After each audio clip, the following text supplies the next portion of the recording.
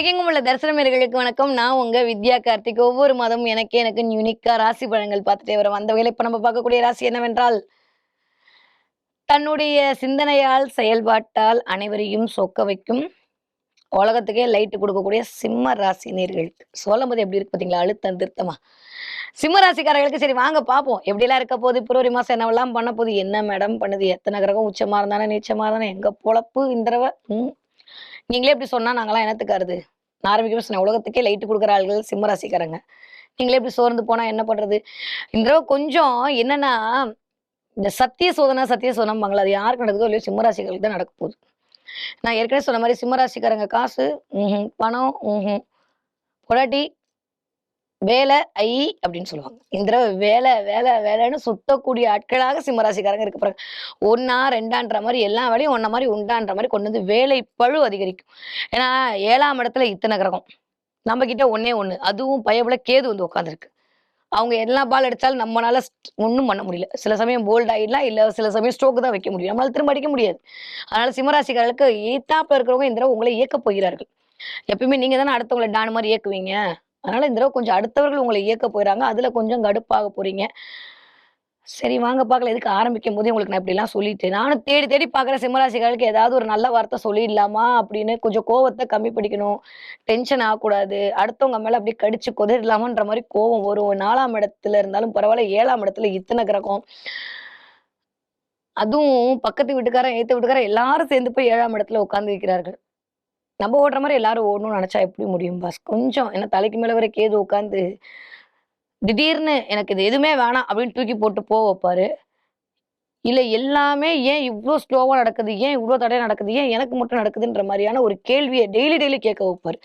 இப்போ வரைக்கும் சிம்மராசிக்காரங்களுக்கு அதான் நடந்துட்டு இருக்கு. ஒரு 3 மாசம் அப்படிதான் நீடிக்கும். நான் எதுக்கு போய் சொல்லி உங்கள வந்து இப்படி ஏமாத்தி வேணாம் அந்த பாவத்த வேற எதுக்கு? அதனால பிராக்டிகலா புரிஞ்சுக்கோங்க. சிம்மராசிக்காரங்க ஒரு தடவ சொல்லிட்டா போதும். பிராக்டிகலா புரிஞ்சுக்கோ. Okay madam. இந்த தடவ ஓகே உண்மைய சொல்லணும்னா, உங்களுக்கு மட்டும் சுகர் கோட்லாம் சொல்லாம உள்ளத உள்ளபடி சொல்லிடுறேன். சரியா? 7ஆம் இடத்தில் இத்தனை கிரகம். ரைட்டா? தப்பா? எனக்கு தெரியாது. உங்களுடைய சுய ஜாதகத்துல ராகு எப்படி இருக்கானோ, அதை பொறுத்து அது ரைட்டாகவோ, தப்பாகவோ இயங்க போகிறது.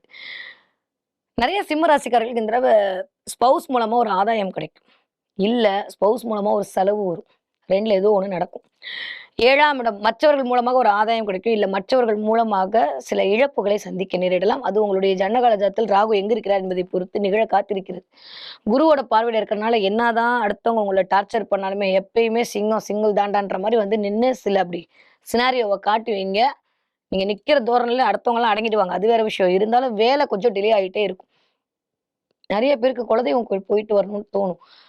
விட்டுட்டு எங்கேயாவது ஓடிடலாமான்ற மாரி எண்ணம்லாம் உருவாகும். அ நீங்க ஓடிட்டீங்கன்னா அப்புறம் யார் வேல பார்க்கறது? இருக்கிற எல்லாத்தையும் கட்டி காப்பாத்தக்கூடிய ஆளே நீங்க தான். நீங்க இப்படி பண்ணலாமா? இந்த தடவ கொஞ்சம் அப்படிதான் இருக்க போகுது. தூக்கத்துல ஒரு தயவு செஞ்சு மக்களே சிம்ம ராசிக்காரங்க யாரா இருந்தாலும் சரி, ஊருக்கு உழைச்சதெல்லாம் போதும். முதல்ல உங்க உடம்ப பார்த்துக்கோங்க. உங்கள நம்பி தான் குடும்பம் இருக்கு. நான் திரும்ப 2 மாசமா சொல்லிட்டே இருக்கேன். இந்த மாதம் ரொம்ப கவனம். 7ஆம் இடத்துல போய் ராகு அமர்ந்திருத்தல் ஒண்ணா உங்களுக்கு உடம்பு முடியாம போறது, இல்ல உங்களுடைய துணை அல்லது துணைவியாருக்கு உடம்பு முடியாம போறது, இதெல்லாம் நடக்கும். இல்ல நம்ப நேரம் நம்ம கூட இருக்கிறவன் வேலைய விட்டு போறது, இல்ல அவன் லீவு போட்டு போய் அவன் வேலையும் சேர்த்து நம்ம பார்க்கறதுன்ற மாரி இந்த தடவ கொஞ்சம் சினாரியோ கிரியேட் ஆகும். கடைசி வரைக்கும் கேட்ட அந்த மாரியே இந்த மாதம் வந்து ஒரு 26 நாட்கள் நகரப்போகுது. ஏன் இவ்ளோ பீடிகை? நான் எப்பயுமே இவ்வளோலாம் சொல்ல மாட்டேனே. என்ன மேடம் இவ்ளோ பீடிகைன்னா, இந்த தடவ ராசிநாதன் போய் ராகுவோடு சேரப் போறார். எப்பயுமே இந்த சூரியனுக்கும் ராகுக்கும் ஆவாது. ஏன்னா சூரியனே ஊருக்கே லைட் குடுக்குறார். நம்மளே இந்த 2 நிமிஷம் ராகு பைய மூடி வச்சிடலாம். இப்போ இந்த மாரியான இருள் பிடித்திருக்கக்கூடிய தன்மையில எப்படி இருக்கும்? இது நான் சூப்பரா இருக்கும்னு சொல்லி எப்படி சொல்றது? கொஞ்சம் கவனத்தோடு இருக்க வேண்டிய மாதமாகத்தான் இந்த மாதம் இருக்கிறது. அப்ப என்னதான் இருள் பிடிச்சாலும் ஒரே ஒரு லைட் என்ன? மீனாட்சி மட்டும் தான். வேற வழியே கிடையாது. அதனால இந்த தடவ தெய்வ வழிபாடு மட்டும் தான் உங்களுடைய கலக்கங்களை போக்கக்கூடிய வழிபாடாக அமையப்போகுது. பெருசா ரோட்ல போயிட்டே இருக்கும். ஒரு 2 கிலோமீட்டர் கரடு முரடா இருக்குன்றதுக்காண்டி என்ன ஹைவே வராமையா போயிட போகுது?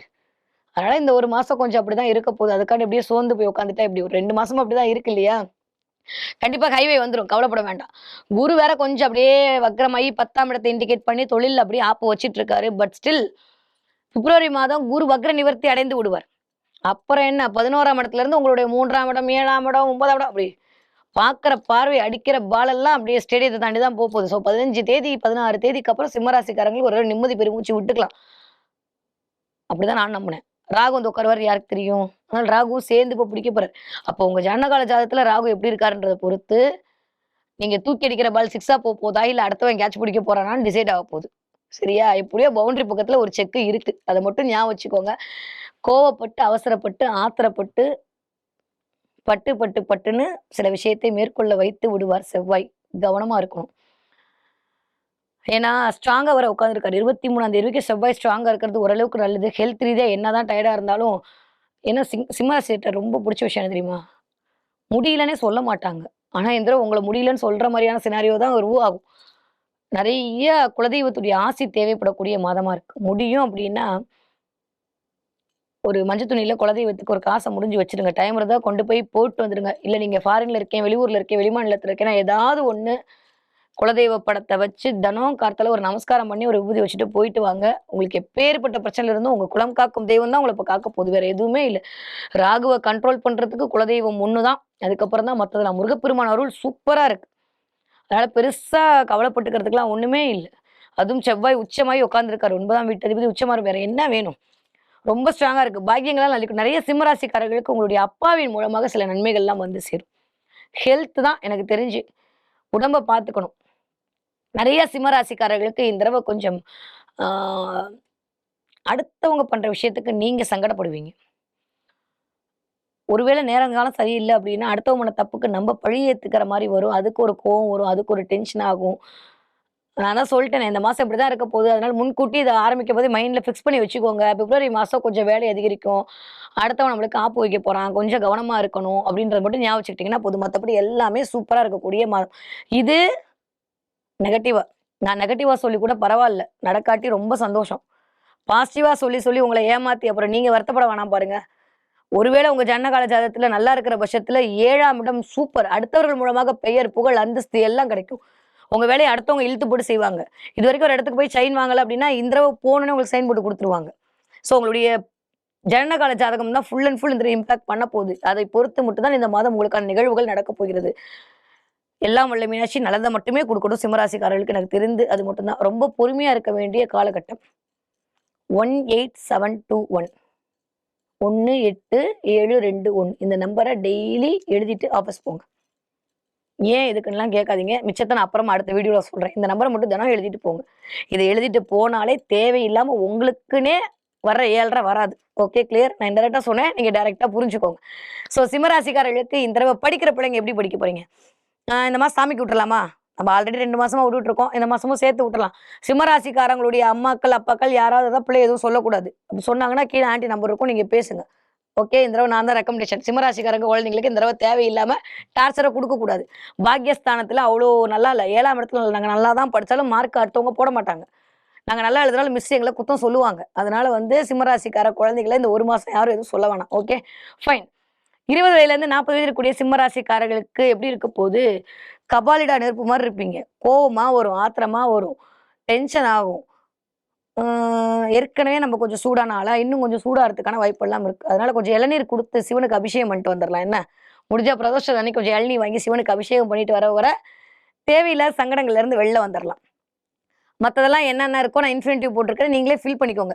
அது எல்லாம் உங்களுடைய நட்ரலாஸ்கோப் நல்லா இருந்ததுன்னா, நீங்க சொல்ற மாரி இந்த 14வது தேதி உங்களுக்கு ரோஸ் கிடைக்குமா? இல்ல முள்ளு கிடைக்குமான்றத நீங்களே முடிவு பண்ணிக்கங்க. எனக்கு தெரியாது. Okay clear. 40 வயதிலேருந்து 60 இருக்கக்கூடிய சிம்மராசிக்காரர்களுக்கு கண்டிப்பாக வயிறு சம்மந்தப்பட்ட பிரச்சனை வந்தே தீரும். கான்ஸ்டிபியூஷன் ப்ராப்ளம் வர்றதுக்கான வாய்ப்புகள் இருக்கு. பேக் பெயின், நடுவு, முதுகு வலிக்கும். கொஞ்சம் ரெஸ்ட் எடுத்துக்கங்க. யாருக்காடி ஓடி நீங்க ஒண்ணும் கோப்பம் வாங்க போறதில்ல. முதல்ல உங்க உடம்ப பார்த்துக்கோங்க. நான் திரும்ப திரும்ப 2 மாசமா இதே தான் சொல்லிட்டு இருக்கேன். ஹெல்த் ரொம்ப ரொம்ப முக்கியம். சிம்மராசிக்காரர்களுக்கு தலைக்கு மேல கேது வந்து உட்கார்ந்து உடம்ப ஷேக் பண்ணிட்டு இருக்கான். ஆப்போசிட்ல இருக்கக்கூடிய இந்த ராகுவோட இத்தனை கிரகங்களுடைய அமைப்பு வேற. ஸ்கின் அலர்ஜி வந்துட்டு போறதுக்கான வாய்ப்புகள் இருக்கு. திடீர்னு பேட்சா வர்றதுக்கான வாய்ப்புலாம் இருக்கு. கவனம், கவனம், கவனம். சாப்பாடு விஷயத்துல ரொம்ப கவனமா இருக்கணும். டயர்டா இருந்தா போய் தூங்கிடுங்க. இந்த வேலை நீங்க இல்லாட்டி யார் இருந்தாலும் பண்ணுவாங்க. அதனால கொஞ்சம் இழுத்து போட்டுக்கொண்டு உங்க உடல்நிலையை கெடுத்துக்காதீங்க. அவ்வளவுதான். ஒரு அக்காவா, ஒரு தங்கச்சியா நான் தானே சொல்ல முடியும். அதனால இத மட்டும் பார்த்துக்கோங்க போதும். ஓகே. 60 வயது தாண்டிய சிம்மராசிக்காரர்களுக்கு இந்த மாதம் எப்படி இருக்க போகுது? டானா நிக்க போறீங்க. நான் சொல்லுவேன். நீ கேட்டு தான் ஆகணும் அப்படின்ற மாரி ஒரு ஆளுமை அதிகரிக்கும். ரொம்ப நாளுக்கு அப்புறம் உங்க பேச்சு எடுபடும். ஏன்னா இந்த இந்த வயது ஒருத்தர்களுக்கு நடக்கக்கூடிய தசாபுத்தி ரொம்ப ஸ்ட்ராங்கா இருக்கு. அதனால நீங்க சொல்றது தான் சட்டம். வயசு தாண்டிய சிம்மராசிக்காரங்க ரோல் பண்ணுவீங்க இந்த தடவை. என்ன விஷயமா இருந்தாலும் நீங்க தான் ப்ளே பண்ணுவீங்க. ரொம்ப நாளுக்கு அப்புறம் குலதெய்வத்துடைய ஆசி கிடைக்கும். தெய்வ கடாட்சம் கிடைக்கும். ஆப்போசிட்ல இருக்கவங்கலாம் உங்களுக்கு அடிபணிவார்கள். நீங்க சொல்ற பேச்சுக்கான ஒரு ஒரு திருத்தம் அப்படின்றது நடக்கும் இந்த தடவை. இத மாத்து அப்படின்னா அத மாத்துவாங்க. இது வேண்டாம் அப்படின்னா அது வேண்டாம் அப்படின்ற மாரி இருக்கும். வீடா இருந்தாலும் நடக்கும். நம்புங்க. இதுவரைக்கும் கேட்காத பொண்டாட்டிலாம் உங்க பேச்சு கேட்பாங்க. இதுவரைக்கும் நம்ம ரிட்டயர்ட் ஆயிட்டேன், நான் அதாயிட்டேன், நான் மதிக்கல, அது இது எது ஒண்ணாலும் இந்த மாசம் நீங்க சொன்னா எல்லாம் நடக்கும். அதனால நீங்க கவலையே பட வேணாம். ஜாலியா இருக்கலாம் அந்த மாசம். சிம்மராசிக்காரர்களுக்கு இந்த பிறக்கவிருக்கக்கூடிய பிப்ரவரி மாதம் கவனத்தோடும், உடல் ஆரோக்கியத்தில் ஒரு எச்சரிக்கையோடும், விழிப்போடும் இருக்க வேண்டிய காலகட்டம். உங்களுடைய உடம்பு, உங்களுடைய துணைவியாரோட உடம்ப கண்டிப்பாக பார்த்துக் கொள்ள வேண்டிய நேரமாக இருக்கு. கொஞ்சம் கேர்ஃபுல்லா இருக்கணும். Okay, fine. சிம்ம ராசிக்காரங்க இந்த என்ன பார்ப்பீங்கன்னா 2 விஷயம் பார்க்க போறீங்க. 1 ஓநாய் பார்ப்பீங்க. நான் காட்டுக்கெல்லாம் போறேன்னு கேட்காதவங்க உங்க கண்ல மட்டும் படும். வுல்ஃப் அப்படின்ற வார்த்தை கேட்கும். ஓநாய் பார்ப்பீர்கள். படும். பிரபஞ்சம் அனுப்பும்ல. இல்லாட்டி எதுக்கு என்ன சொல்ல வைக்க போகுது? ஓநாய் பார்த்தீங்கன்னா, கூட இருக்கிற ஆள்ட்ட ரொம்ப ரொம்ப கவனமா இருக்கணும். அவன் தான் சதி பண்ண போறான். அமைதியும் அமைதி சின்சன் மாரி இருக்கணும்னு சொல்லக்கூடிய சமிக்கையாக இந்த ஓநாய் பார்ப்பது என்பது உங்களுக்கு காட்டப்படும். சில பேருக்கு வானவில் பார்ப்பீர்கள். வானவில் பார்த்தீங்கன்னா, அவ்வளோதான். எத பத்தியும் கவலைப்படாத. வாழ்க்கை வசந்தமாக போகுது. நான் இருக்கேன் உன் கூட. கலர்ஃபுல்லா மாறப்போகுது. ஒண்ணும் ஒரி பண்ணாத அப்படின்னு சொல்லக்கூடிய பிரபஞ்ச சமிக்கையாக இந்த வானவில் பார்ப்பது இருக்க போகுது. டிபெண்ட்ஸ் அப்பான் நீங்க ஓநாய் பார்க்க போறீங்களா? இல்ல வானவில் பார்க்க போறீங்களான்றது உங்களுடைய விதியும், மேல இருக்கிறவனுடைய கதியும் தான் தீர்மானம் செய்யப்பட போகிறது. ஓகே. சோ எப்படி இருந்தாலும் சிம்மராசிக்காரர்களுக்கு இந்த தடவ கொஞ்சம் நிதானமே பிரதானமாக செயல்பட வேண்டிய மாதமாகத்தான் இந்த மாதம் இனிதே மலர காத்திருக்கிறது.